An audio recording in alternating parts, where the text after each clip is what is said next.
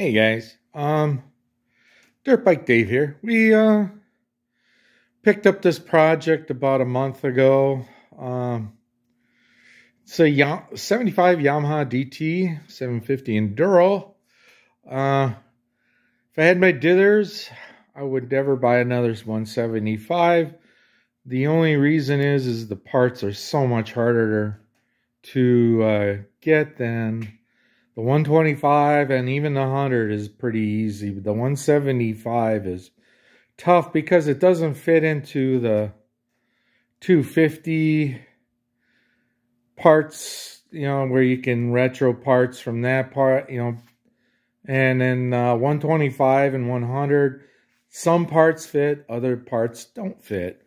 At any rate, this bike that I bought generally, the gentleman said, "Oh, ran when parked." Well, maybe 15, 20 years ago it did. When I got it, it had the crank, the whole bottom end was full of water. Everything was rusted up. I had to rebuild the crank. And here's where the problem comes is with the 175, pistons are a little bit tougher to get. The one I did order was from a company that sold, I think there's Minora pistons and Wiseco pistons. It had the wrong pin height and couldn't use it. Oddly enough, I was able to save the piston and the rings that came originally with the bike. They were in actually not bad condition. And I was able to, the bike pumps up to 130 pounds. I'm super stoked about that. And just goes to show you. And it just goes to show you that it's just difficult for 175 parts. I don't know why, but they're tougher to find. The other thing I had to do was I bought the top. Well, I needed an exhaust pipe because the old one, the bottom was blown out of it. It was all rusted out. So I bought another one on eBay. Came in. That one, the top of it was all underneath here was rusted out.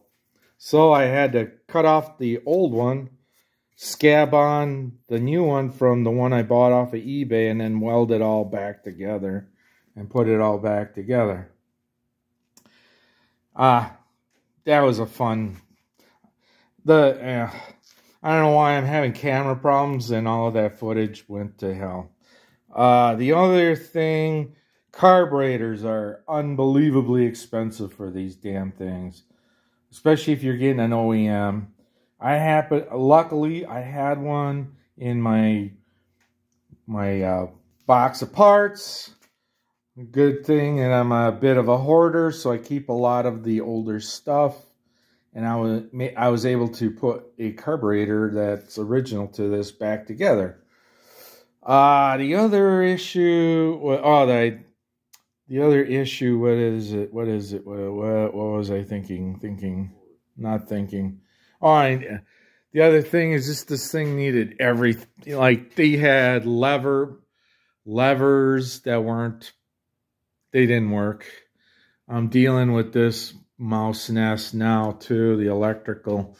What I generally try to do is pare it down to the things I just want in the system and kind of rip out. Like I keep the stoplight switches, headlight.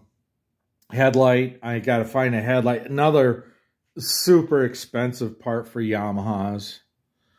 I mean, I am not paying $120 for a freaking headlight. So I'm going to try to figure out some other way. It's a 7.5-inch headlight, and I'm sure I got something sitting around that will fit that. And I don't even care if it has a high and a low. Rebuilt the oil pump, put new line in. Cleaned out the oil tank.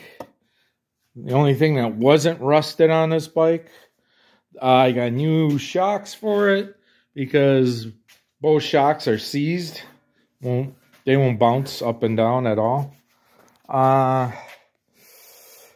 had to split the cases open to rebuild the crank, and didn't find anything. Usually the gearboxes come out pretty good, but I got new seals and bearings for the top end or the bottom end, and had to make a new clutch cable that was rotted off. Have no idea what this is for. I don't know if this was. I can't.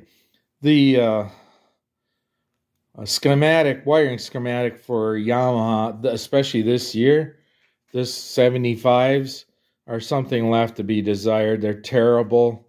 They just are really, you got to kind of go through it wire by wire. And then they eliminated the battery by just plugging in stuff back together like that. So when it starts, the lighting coils light everything up, but the problem is with this setup is the battery actually acts as your regulator. It absorbs the extra, on the average, when this bike is running, it's putting out about 8.5 volts, give or take. And depending on RPM, it can creep up to 10 volts. And the battery actually acts as a regulator. And it even has a diode in it, so when it's running, the charge only goes to the battery. So yeah, this is, I gotta put a 12-volt battery in it. This stuff here, these guys I believe are for turn signal stuff. Oh, they were for the winker thingy, and we got no turn signal, so we're getting rid of that. This I found the way it is. It's just all shit. See, like, that's where your turn signal was supposed to be. Well, everything's gone, so I don't know. So it doesn't matter. So I might get into this and pull out some of the wires that aren't needed and then just have the high and low in the horn. That's all we need out of that. And what else is there to bitch about? Oh, I gotta get a front speedo. Well, a speedometer for these things is, again, stupid money. Just over $200 for a repop speedo, and a beat down speedo is over $100. So it's just like, I'll figure something out. I think I got a couple of universal speedometers that I'm going to put in instead, and just have to re-drill the holes here and move on from there. And because generally I try to get the bikes to where if you want to drive it on the street, you want to get a title for it, you'll be able to do it. And the next owner, I'm not the next owner. It's just going through the shop. Yeah, this was one of the levers. This was the brake lever at Magura. So I suspect this came off of some kind of a German moped. I think that's what that, usually when they were like these cheesy ones, they're aluminum. But I think that came off like a German moped, because usually German mopeds ran Magura levers. So that's that. Kickstand works good. Haven't tried shifting it through the gears. I'm sure they work. Just put oil in it. What's weird is this thing takes like 850 cc's of oil. That's like a quart and about a quart and a quarter. Yeah, that's weird. Got everything back together on the pipe. That's kind of, you know, I tried starting it. I got an aftermarket Kickstarter. The thing failed right away. It just scalped itself right away. It didn't fit right. I couldn't even tighten. Every time I tried to tighten a bolt, because it hit the Kickstarter spindle, it would strip itself out. So that didn't work. The other thing, what am I looking at? That's about it. And then these forks, I'm just going to sand them down and then maybe put some fork seals in it. I don't know. I'm not that sold on this bike yet. And this is kind of a goofy setup, but I actually reused because it was missing this. And I figured, well, I'll have one running light and one brake light. So that'll do it, won't it? Yeah, I think so. It's got this was kind of a stock item. Usually when you bought these, you got that. The dealer would throw it in. Now, what's unusual with Yamahas, okay, that black wire, that's supposed to go back to your battery, right? The fender is the rear fender, even though it's metal, it's kind of isolated from the rest of the bike. So I got to run a ground from here to here. Here's the black wire again. Now this is supposed to go to your negative.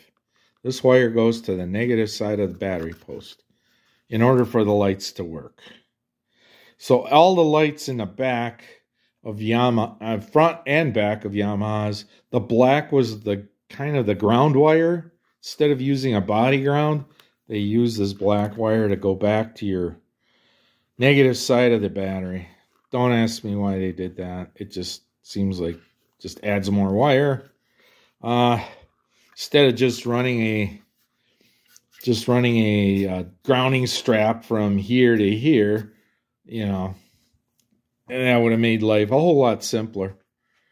So yeah, those are some of the quirks of these Yamahas. They're not quite as, you get into the, which one is that? The AT, the ones that had they had the starter, and that starter acted as your as your alternator too. Those are just nightmares. Stay away from those things. They are a nightmare unless it's a really clean one and it works good. Stay away from them. Don't broach them, because I've had a couple come in. They're a pain in the ass to rebuild. They are even worse, a wiring nightmare. Here's another one. These are all the wires for your neutral, turn signal. The only wire I want in there, see, there's the black one again. And I think the brown one is for just the light inside the tachometer. That's a dark green, I think. Yeah. Yeah, it's this black one and I believe this brown one. And that's the only ones I'm going to use just to keep the light on the tack. So when you turn the lights on, you'll have a tack light to see where your tacks are at. And I don't know if I'll be able to do it on the speedometer side, but I'll leave that go for now. So that's an update. I'm going to be reupholstering the seat, because the remnants of the seat are here. Here's oh, it was stored indoors. It was stored indoors all its life, believe it or not. Yeah, right. Yeah, that's perfect. Just needs a little tape. Great. So I'll talk to you guys later, and we'll work on the reupholstering the seat. Okay, when it comes to upholstering, you gotta heat it up. I might have to trim down the the base a little bit because it's got some issues. But let's just warm this up first and see how it goes first.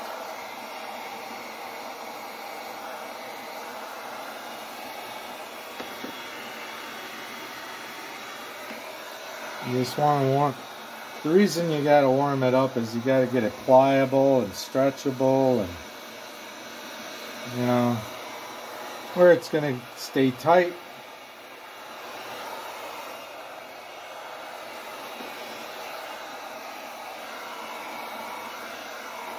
Just gotta get it to relax. See, it's starting to relax. Don't get so close you start melting it though.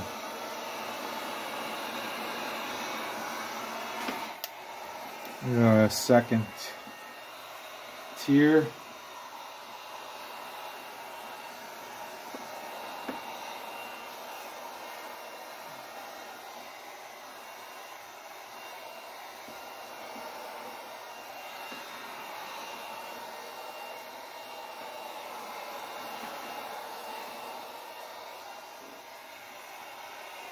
Just make sure you're getting it all nice and warm, pliable. And Yamahas were nice enough. They have these little metal clips that you bend in. That, you know, you bend them in, and hopefully it holds the seat pan or this material where it needs to be. The other thing you want to do is heat up the cushion too, because you want that pliable also. Because if it's stiff, it's going to fight you.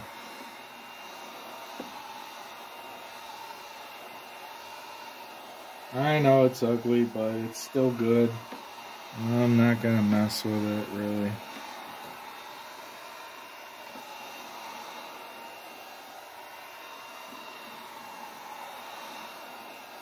And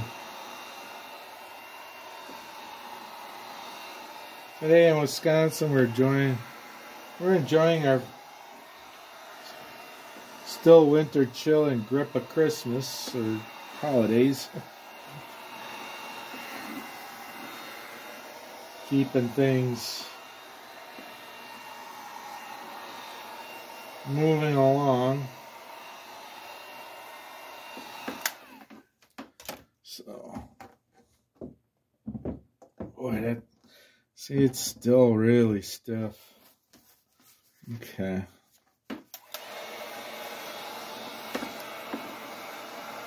And generally what I like to do is get the front and the back of the seat started, and then get to the sides.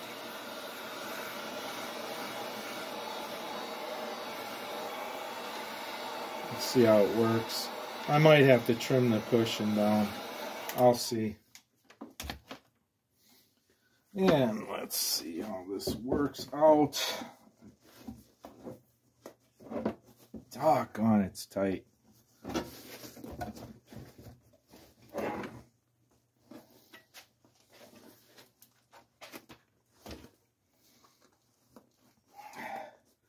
you just want to get that first one in here. That's not going to work. Where's my regular pliers? Right there.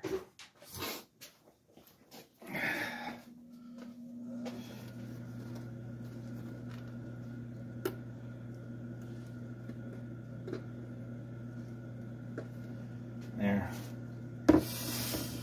So, okay, we got that one.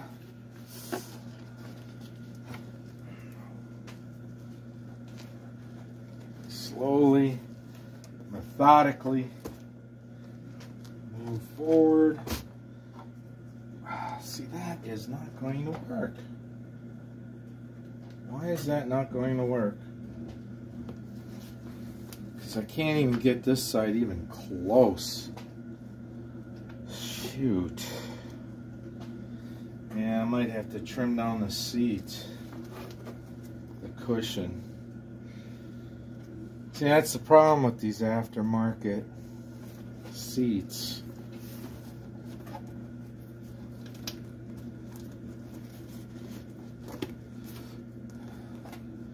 They are rubbish sometimes. It's like I can't get this guy. You gotta kind of bear hug it, and I can't even get it close.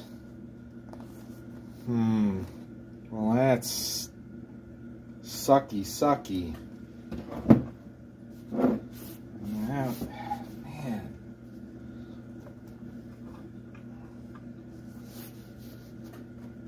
It's just...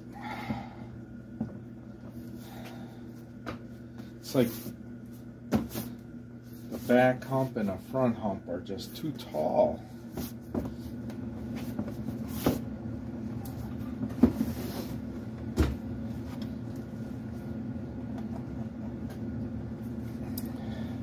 So I'm trying to get it here, and it's just not. See, especially here, just like that's where it needs to be the longest.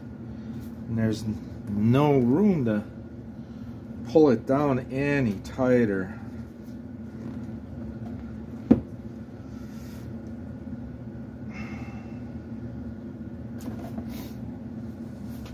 Well, I'll be back. Well, there you are. Finished product. Yeah, you're gonna lose some weight putting this down. See how tight it is? It's just...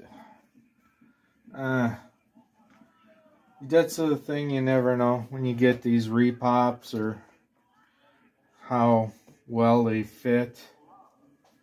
And gotta kind of sometimes work around it, make it work around, make it work. But it's pretty stiff and it'll work. Got the nice Yamaha on there. So, on we go to other crap that we got to work on.